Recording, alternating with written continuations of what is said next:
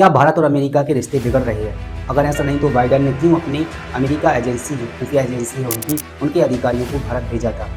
आज की इस ब्रेकिंग न्यूज़ के साथ मैं ताज न्यूज़ आप देख रहे हैं इंटरनेशनल अवेयरनेस। दरअसल बात है अमेरिका की। अमेरिका में एक निखिल गुप्ता नामी व्यक्ति जो कि भारतीय नागरिक है, उन्होंने आरोप है उनके ऊपर कि उन्होंने एक अलगाववादी नेता जो कि अमेरिका का है, अलगाववादी नेता को मारने के लिए अमेरिका के ही एक व्यक्ति को फिरौती दी। $1 लाख यानी अगर माने तो भारतीय रुपए के रूप में 83 लाख रुपए की फिरौती दी उस अलगाववादी नेता को मारने के लिए। यह उन पर आरोप है।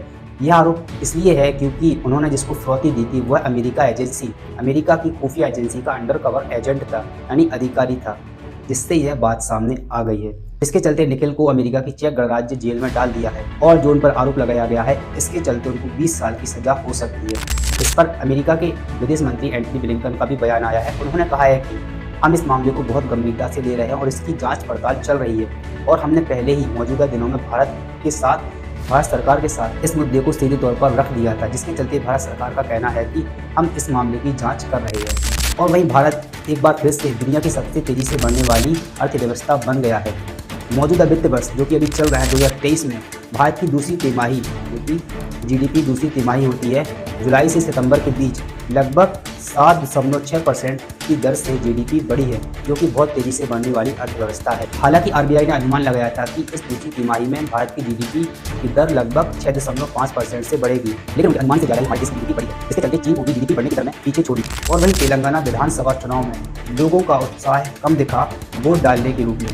तेलंगाना में विधानसभा चुनाव गुरुवार को हुआ, जहाँ पर लगभग पूरे राज्य में 70% वोटिंग हुई, जिसमें सबसे ज़्यादा हाल खराब रहा हैदराबाद का, जो कि तेलंगाना की राजधानी है। वहाँ पर सबसे ज़्यादा हाल खराब रहा, लगभग 40.9% वहाँ पर वोटिंग हुई। इसी की तरह तेलंगाना के कई इलाकों में, कई जिलों में भी इसी प्रकार का हाल रहा। और जैसा हम सबको पता है कि वर्ल्ड कप भारत हार गया था और ऑस्ट्रेलिया जीत गई थी, और पूरे भारत में सबको दुख था कि हमारी भारत हार गई।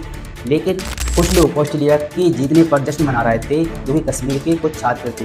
लगभग 7 छात्र थे जो कि जश्न मना रहे थे, तो उनको गिरफ्तार कर लिया पुलिस ने। 20 नवंबर को उनको गिरफ्तार कर लिया था और उन पर UAPA भी लगा दिया। हालांकि फिलहाल में अभी वो पुलिस रिमांड पर चल रहे हैं। छात्रों पर जो आरोप लगाया गया तो उनके परिजनों ने उनको निर्दोष बताया कि हमारे बेटा किसी का भाई तो वो हमारे निर्दोष हैं। पुलिस ने उन छात्रों को गिरफ्तार तो कर लिया था, लेकिन ऐसा कोई भी कानून नहीं है कि अगर कोई दूसरे देश की टीम जीते तो हम उस पर खुशी नहीं जाहिर कर सकते।